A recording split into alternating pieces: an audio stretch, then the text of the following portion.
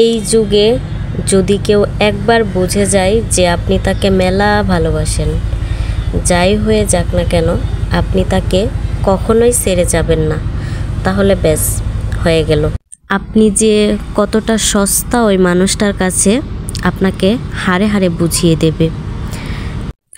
আসসালামু আলাইকুম, ফাতিমা কিচেনে সকলকে স্বাগত জানাই। চলে আসলাম নতুন আরও একটি ভিডিও নিয়ে। আজকে আমি কবুতর রান্না করব। তো প্রথমে মশলা কষিয়ে নিলাম, পেঁয়াজ রসুন ভাজি করে নিলাম, তারপরে হলুদ মরিচ লবণ এগুলো অ্যাড করে দিলাম।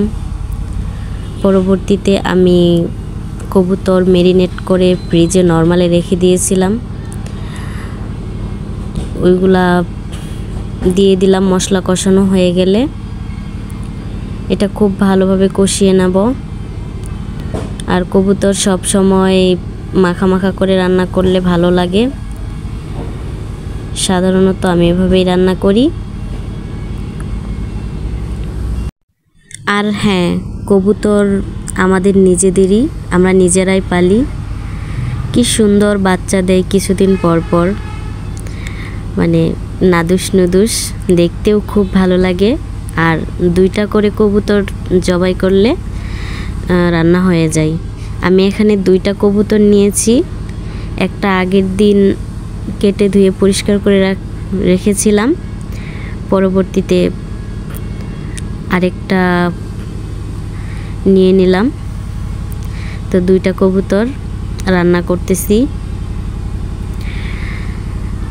আমার রান্নাটা প্রায় কমপ্লিট হয়ে গেছে।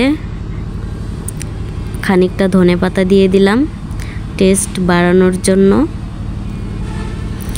আর ফ্লেভারটা ভালো করার জন্য ধনিয়ার গুঁড়া অ্যাড করে দিছি।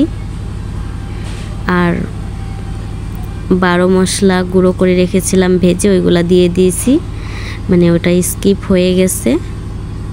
সুন্দর একটা গন্ধ বের হয়েছে।